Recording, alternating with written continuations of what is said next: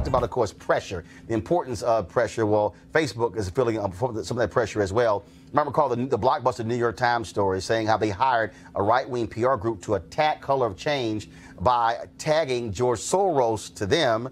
Others called that anti-Semitic as well. Well, Leadership Conference of Civil Rights of Vanita's organization, they have joined forces with them, calling for immediate steps from Facebook to rebuild faith among its black employees as well as their users. They wrote a scathing letter to Facebook CEO and founder Mark Zuckerberg and the COO Sheryl Sandberg. Here's an excerpt. You have put your enormous corporate thumb on the scale in attempting to make civil rights a partisan issue, when in fact civil rights is and should be nonpartisan. Supporting civil rights means respecting the fundamental dignity and equality of everyone. Instead of articulating that view as a core value of your company when you announce the civil rights audit, Facebook has instead positioned itself as equally friendly to those who advocate for civil rights and to those whose political agenda is to undermine those very same rights.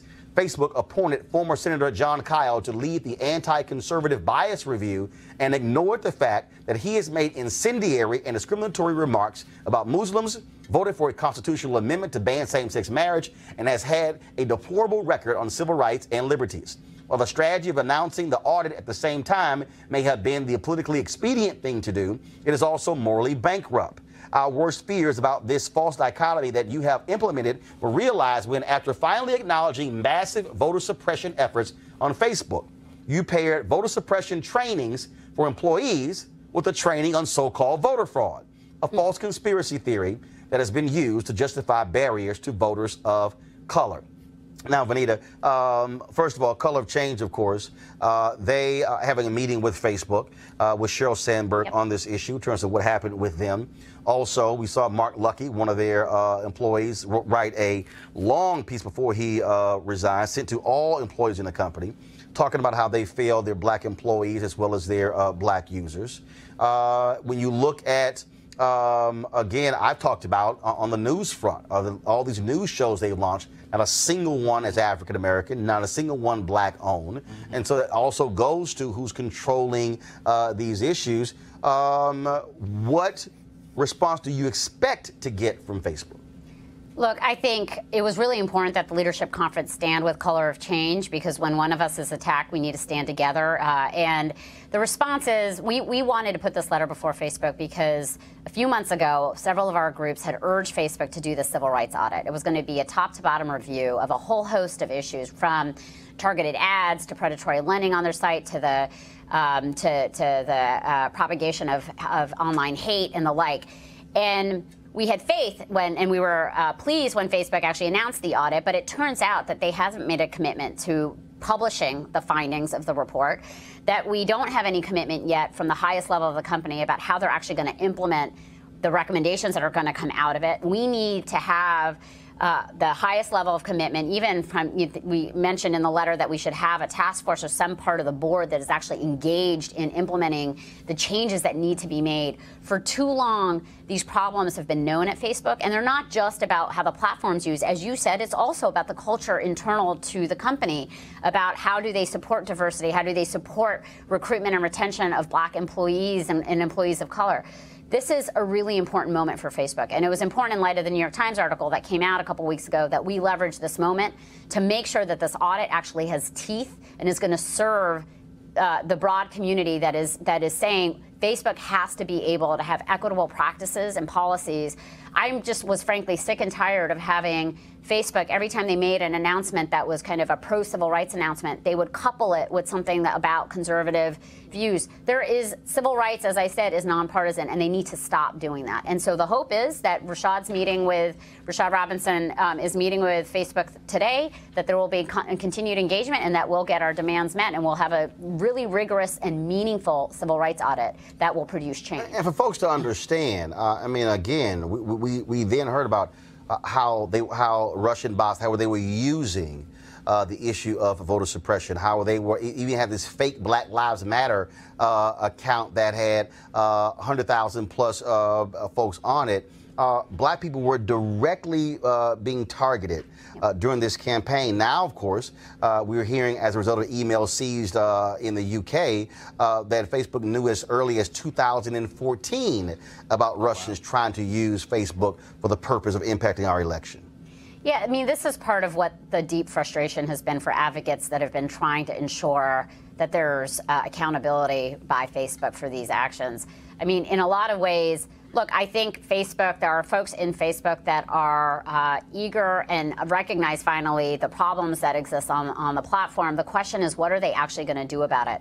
Given what happened in 2016, we had real concerns about why they had to wait until 2 or 3 weeks before the election to set up a war room that was going to deal with voter suppression. And then when we found out that they were kind of coupling this with this voter fraud issue, which is the very basis by which voter suppression policies are justified, you know, they can't kind of go, they kind of take one step forward and then 2 steps back. We've got to now, we have to continue with the pressure. Too many people are engaging with Facebook. They have an enormous influence. And so while civil rights advocates are used to kind of dealing with government entities and the role of government, Facebook and a lot of other tech companies, it's not just Facebook, it's Twitter, it's Google, it's other companies. There's a real need now to figure out what is the governance. They're not regulated. What is the social governance? What's the legal framework? They are massive. I mean, and they're massive. Facebook and YouTube, to understand how massive they are, when it comes to all digital ad dollars spent in this country, they get 70%. That means everybody else. That's right. Every other company, large and small, is sharing the 30. They get 70%. Yeah. Wow. That's massive. I mean, they have a huge footprint in people's lives, and so that's why this stuff really matters. Julian? You know, the thing, I think the key point is whether or not this audit, the civil rights audit, will be made public. Yeah. I mean, it's not just that they're doing an audit, but that it's made public, because I don't know anybody who isn't on Facebook, to be honest with you. Right. And, you know. Well, no, remember, we got to go beyond. It's not just Facebook. They bought Instagram. They bought WhatsApp. So is that just Facebook? So it's all, you got to look at what they also own. So you can say, oh, the hell, Facebook on Instagram. No. Same thing. You're on Facebook because they own Facebook. So the first thing is that the audit must be made public. The second thing is that they have attracted federal attention through these congressional hearings that they've had, and they have woefully failed to answer the questions that have been raised from a bipartisan basis. I mean, everyone is asking questions about how they're regulated. So, I think partnering with the color of change is absolutely the right thing to do. But the second important thing is that we all, as activists, follow this. I mean, Malik, you know it's something when you piss off the left and the right. I mean, right now. I mean, you're doing a major damn job when you pissing off everybody. Tell me about it. You know, this is one of those. He's going to agree with me again. Yeah, absolutely. I agree with you on a lot of things. Next thing you know, y'all going to be going after some innocent. Nah, we got to draw the line somewhere. If he buying, you going to take a drink. Go ahead. Go ahead, Malik. Yeah, I thought so. Yeah, I thought so. Go ahead, Malik. But no, I think this is one of those opportunities, you know, in a perfect world where conservatives can actually work with, you know, Republicans work with Democrats. Forget conservative and anything. Where Republicans can work with Democrats to address issues like this. Because we are, you know, there are issues about voter suppression and a lot of things that we talk about, but we can come together on issues like this. The problem is that we're in such tribes that we don't want to work together. We don't want to work across the aisle because we view the person on the other side as an enemy. Final comment on this, Michael. Well, clearly Facebook, like any other company, and I don't think they're immune, as they began to grow and explode, they're thinking, besides the advertising dollars and the user fees, they're thinking as long as one side gets to say something and the other side gets to say something, we're okay, we're doing the right thing.